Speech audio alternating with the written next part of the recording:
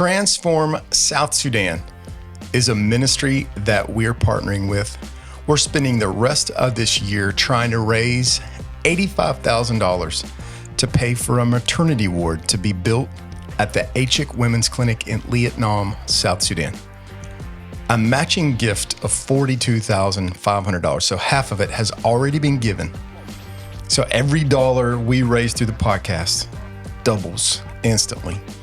Last week's episode, we talked about what the project is. Check out last week's episode, Transforming South Sudan, but it's a project that Heather and I are getting involved with. If you want to get involved and if you want to give, go to transformsouthsudan.org/maternity. Welcome back to the podcast, everybody. Today, we're talking about something that doesn't feel like a crisis, but it could quietly become one. Yeah, we're talking about the roommate phase of marriage. And you're not really fighting, but you're not really connecting either.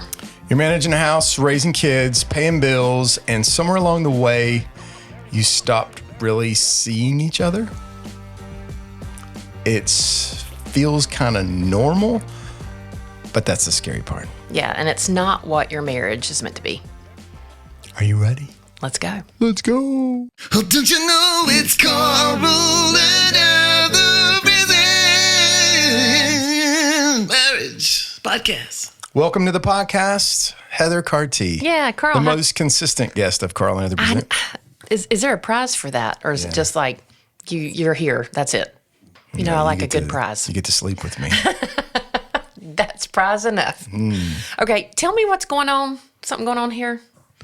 I'm wearing your shirt. Okay, you are. I'm about to enjoy a crisp, refreshing, crispy Diet Coke. I feel like this is an 80s commercial. I could just see, you should have waited to open it and went, you know, or whatever that, insert Diet Coke clicking sound effects. Side note, I've got Diet Coke in my cup either. Don't email us or text us or DM us about how bad Diet Coke is for us. We know, we're clear, and we love it. So we're going to enjoy our Diet Cokes during this episode. So how's it going, babe? How are you? Beautiful weekend. We're good weekend. I led worship this weekend at a church down in Columbia, Tennessee. It was lovely. Then the previous weekend was Easter. We had a great Easter together as a family. Yeah. It was wonderful. Yeah. For the first time in 27 years on Easter, I did not sing or do anything with worship ministry at a church, except for that I worshiped the Lord and celebrated the resurrection. Yeah. But how'd that feel? it felt great. Yeah. I made breakfast for you guys. You did? And I ironed the boys' Easter clothes. And then we went to church as a family, and then we went home. It was beautiful. Did you like it? I told somebody I needed that. I think I posted about that, and I put some pictures, and I was like, you don't know how much you need something until you don't have it for a long time, and then you get it, and you're like, it just felt like a breath of fresh air. So, yeah. And we've been traveling a lot. We have. Yeah. So we will have, over the last 9 weekends, and we've got 1 or 2 more coming up, basically in all of March and April, we have been or will be in Oregon, Wisconsin, Oklahoma, Virginia, Nevada, and Wyoming. And we have a local event here too in Tennessee. So I would say life has been full. Now, we prayed for these opportunities, to be clear. So I'm grateful. That's why I don't say busy. I say we are living in answered prayers. And I'm loving it. But a pitfall to having a full life is what we're going to talk about on today's episode. Yeah, busy seasons are normal for every couple. Like, it's work stuff, it's school stuff. If you're caring for little kids, that can keep you busy. And then on the other side of the equation, like what you and I are entering into, if you're caring for aging parents, you might have health issues. You might have something else.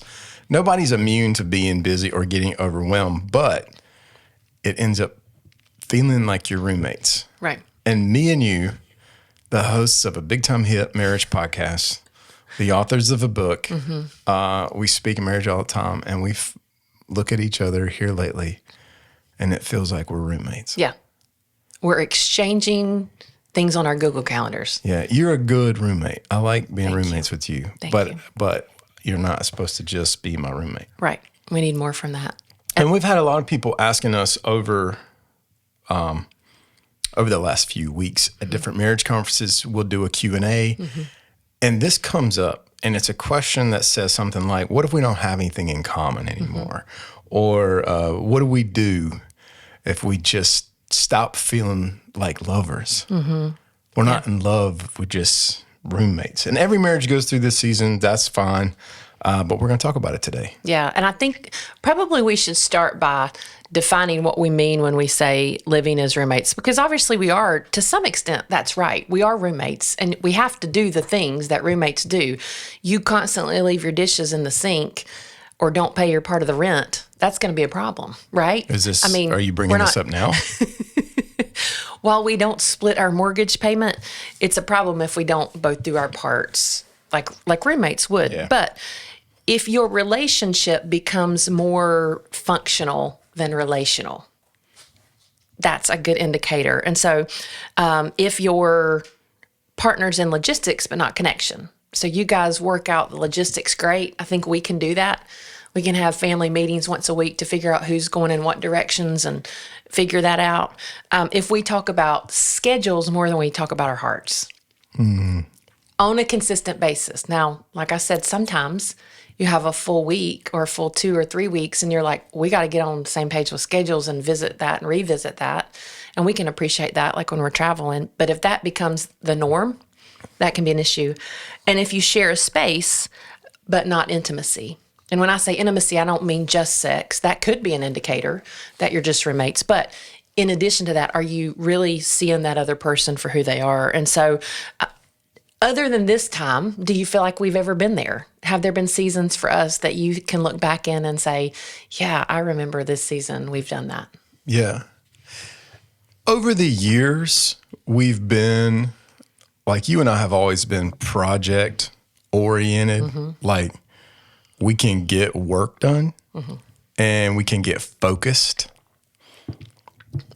Sometimes we have sacrificed connection for just drive, going after something, getting something done. Yeah. I remember when you were in the business world and you were trying to achieve goals with Mary Kay. You used to sell a lot of lipstick to a lot of ladies all over the universe.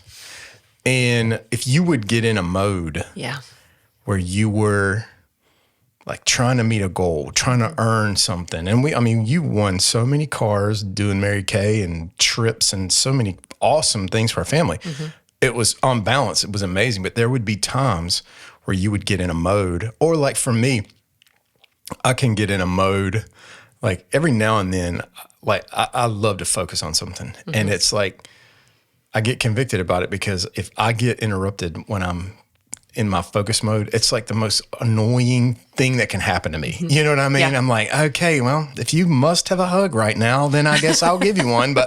And that's such a terrible posture to be in. But that's almost a roommate thing I think that we've gotten into, that we're good at focusing on tasks and often sacrifice connection with each other. Like, hey, we're not just people existing in this shared space. Yeah. We are, we're married. Yeah. We're in a covenant. Yeah. We need to, so I feel like that's one way we do it. So when we find ourselves there, you and I, this episode is as much for us as it is for anybody listening. We've talked about this of like, this is a good episode for us to listen to and heed all these things. But what are some ways, let's talk about some ways that we can kind of get out of that rut. You'll notice that we have gotten out of our rut today because we have switched sides. You're in my seat. I'm in your seat. That's right. I'm wearing one of your shirts. I'm not wearing one of your shirts, but I could be. I don't know. Yeah. Maybe I should have done I got that. a lot of shirts that look like that, at least from the waist up. I don't think I could pull off that necklace. No, probably not. You probably shouldn't. But what's something that we can do, or let's talk about some things that we can do? Having intentional conversations where the conversation is designed to go beyond logistics. did I pick up the kids is not a connection. Right. Will you get this at the store is not a connection. Right.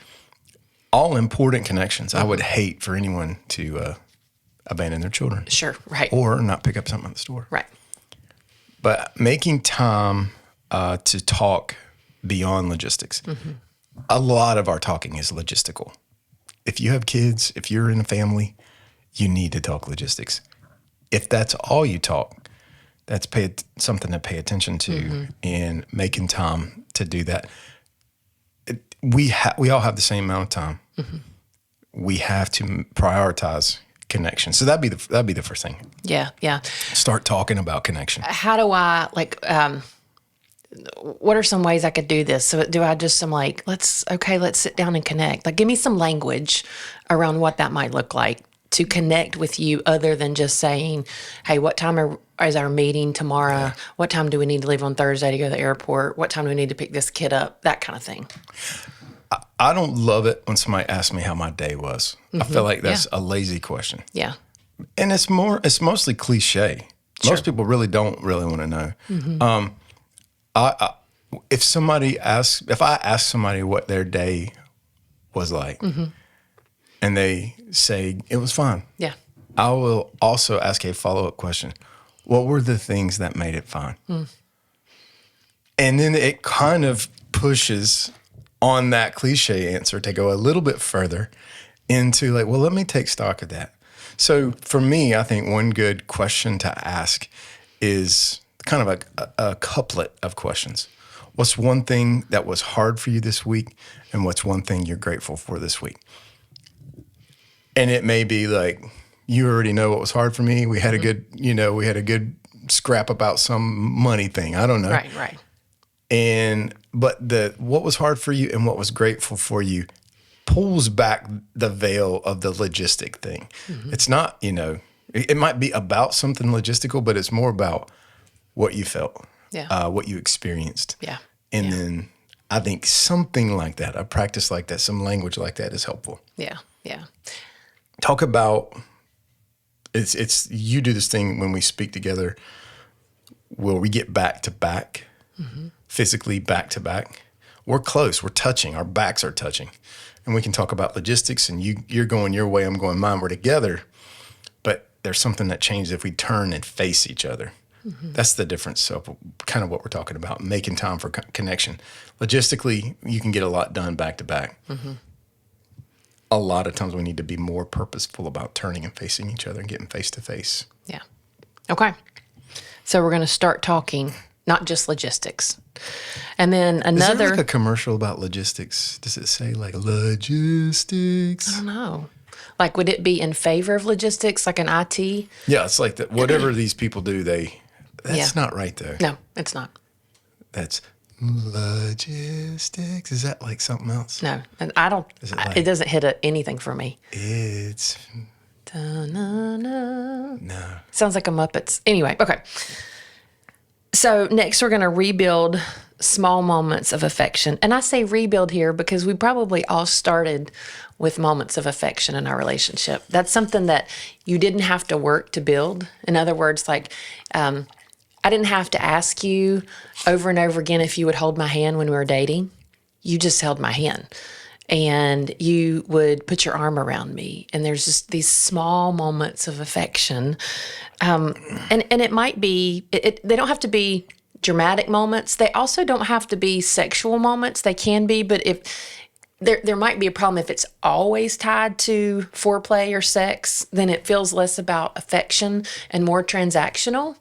But if it's like, you're touching my back or you're putting your arm around me or I'm grabbing your hand or I'm rubbing your back or whatever, is your thing. Maybe it's instead of sitting on separate sides of the living room, sitting side by side. And you might need to be checking your emails and doing things like that. But what if you did that where your bodies were touching each other?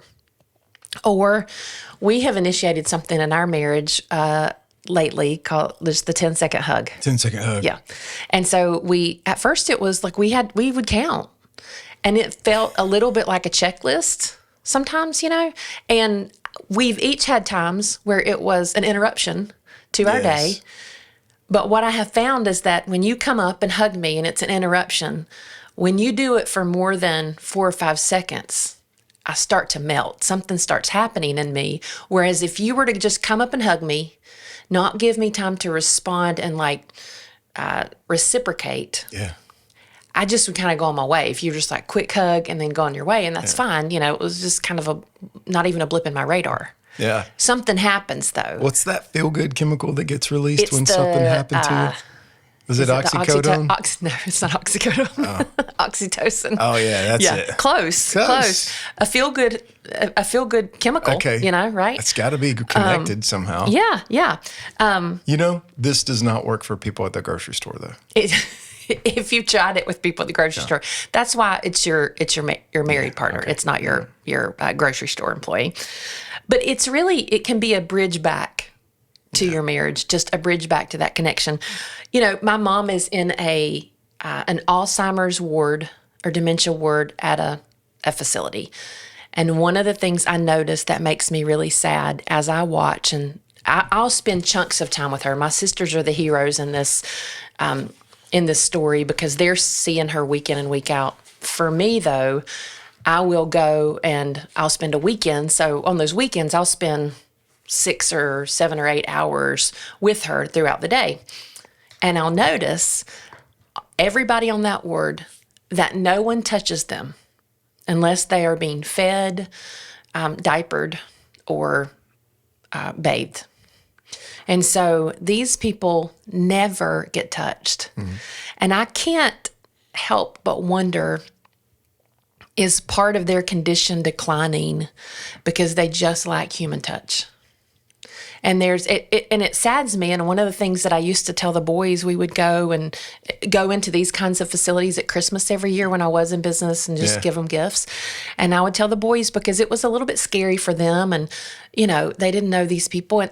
But all these men and women would reach out to our kids because they just wanted to touch them. And I would say, boys, just touch their arm, or just, I know it might be weird for you, but just do that because you might be the only person that's touched them in months. And I think the question I would ask you as a couple, if you're listening, is like, when is the last time you've lingered with a touch? When's the last time you've just touched your spouse and done that 10-second hug? Or it doesn't have to be like the 10-second, but put your hand on her back and you just left it there. Or held hands, or just something like that. Well, one of our, the missions that we talked about helping people with when we started this podcast was to awaken affection for God and for each other. Yeah. And affection is something that can fall asleep.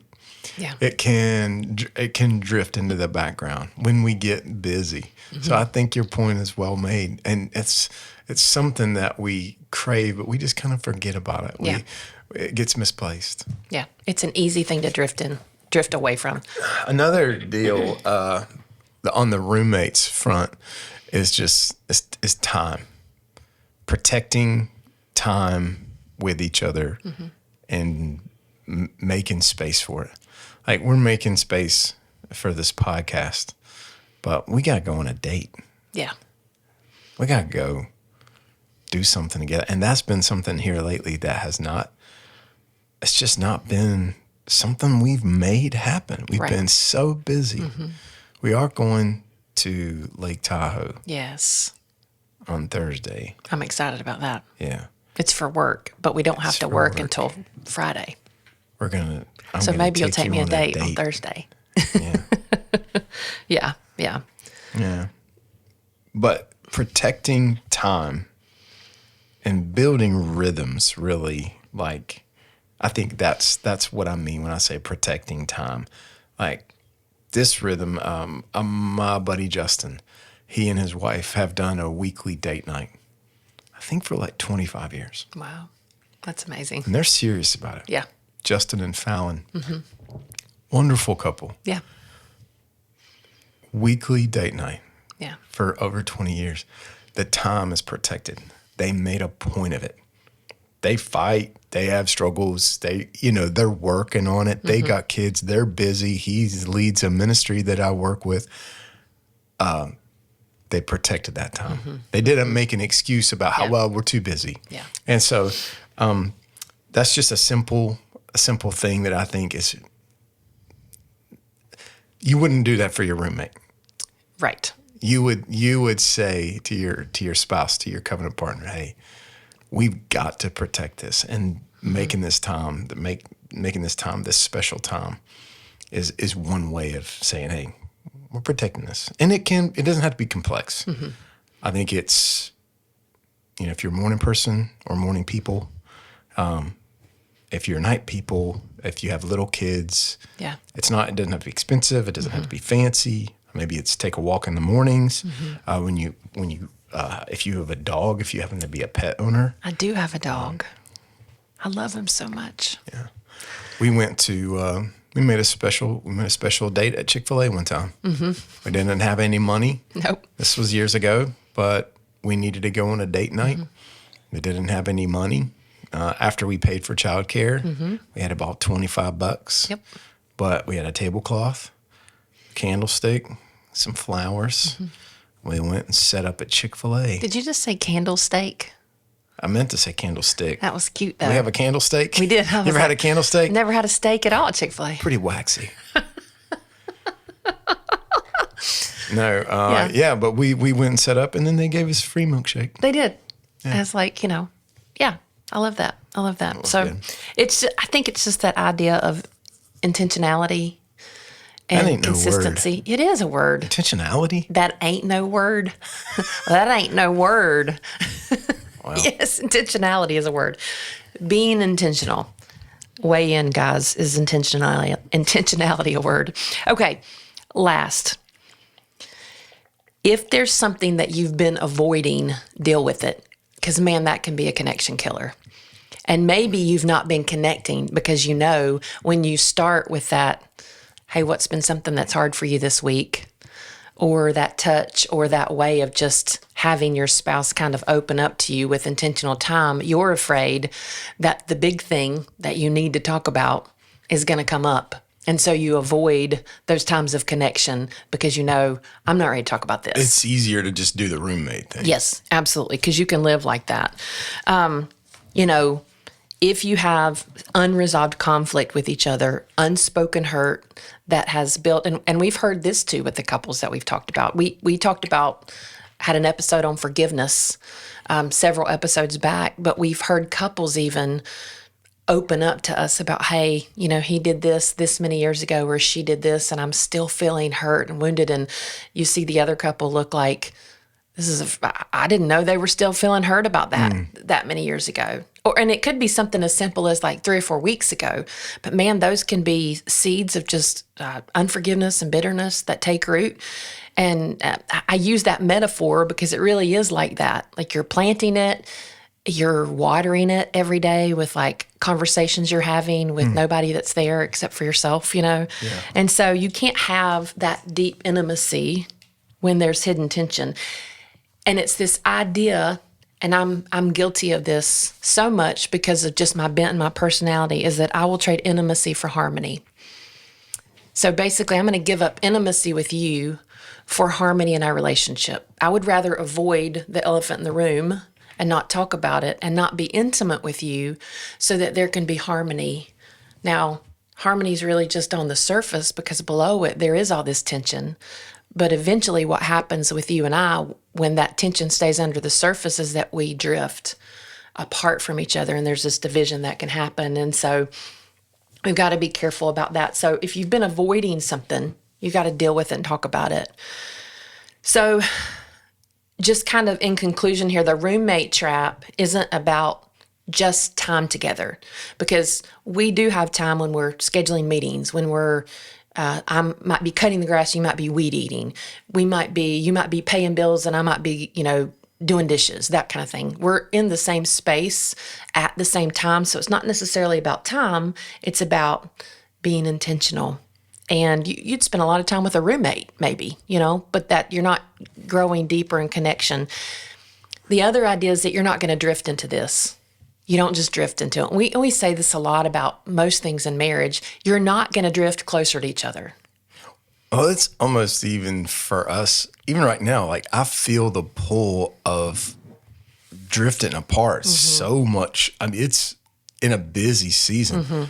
It can happen quick. The current is even swifter than you anticipate. I don't feel like it's like drifting or like, like sometimes it's like a river and the circumstances can come in like a flood. And then the next thing you know, if you're not working to stay together, you're miles apart. Yeah. And then you have to work. So hopefully these are what these intentional things will help us with. And we say this too, it's just small steps. Oftentimes I'll ask you something about something that you're doing consistently over time. And instead of saying it was amazing or I made huge strides, one of the things I hear you say often is it's just another stone on the mountain. Yeah.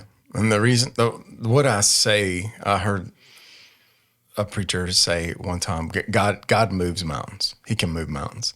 But sometimes he does it a stone at a time. And, I feel like we're moving forward and we're asking God to do big things in our life and in our marriage. And sometimes he is always moving mountains that we ask him to. He can say it's in the sea, Right. But sometimes he does it a stone at a time. So we have to choose our way back when we drift. And then we have to be intentional about time with each other so that we can kind of stop that drift. We asked this on the podcast, but how does all this connect with the gospel? The hope that Jesus offers us is the redemption from the separation that we have from God. Jesus came because there was a great separation between us and God. Our sin, our brokenness separated us from God. And Jesus came to redeem and restore what sin had broken. And it's the same things that drive us apart on the surface. Oh, it's logistics and we're going here and there. But there's something about all of us in our nature that drives us into isolation, drives us apart. Marriage is a beautiful picture of what it takes to establish connection, what it takes to fill in that distance and that separation. The thing that brought us back together was Jesus laying down his life to stand in the gap for us and to be the thing that restored fellowship with God. And when we put him at the center of our marriage, we can't help but reconnect with one another, grow closer to one another, not as roommates, but as husband and wife who are in a sacred covenant designed by God, not just to be buddies that have a good grocery list going, but to be an intimate reflection of what it's like for God to redeem connection with Jesus at the center of our relationship. That's a picture of the gospel. We were separated. We were kind of like isolated from one another. And that's really what the gospel is in marriage, and it's in all relationships. We are prone to wonder, like the song says. I feel it. Prone to drift away from the God I love. I'm prone to drift away from you. You're my wife. Or you're my partner. And if I'm not careful, I'm prone to wander into isolation. It's only Jesus who is able to reorient our hearts back towards connection. So that's the picture of the gospel and all this for me. Here's something simple we want to leave everybody with to try tonight. Okay. And so after you listen to this is not like a bow, chicka, bow, bow kind of thing. Okay. Ask a question that can help you start rebuilding connection today. And so that might be what you recommended. What was something that was hard for you today or this week? What was something that you're grateful for? Yeah. Right. Yeah. Ask that question. Maybe try the 10-second hug. Do something that will do a step back towards your spouse. Yeah. If you need prayer, we always say this at the end of every episode or at some point in the episode. Let us pray for you. Send your prayer requests to hi@carlandheather.com, or you can reach us on social media. I'm Carl Carty on Instagram. Heather is heather.carty on Instagram. We love to connect with everybody, and we love to pray for people. Of course, everything is kept anonymous. We're not going to talk about your business on the podcast, but we are going to pray for you. Yep. And it's wonderful to be together. Yep. Together on purpose. Together on purpose. Whew.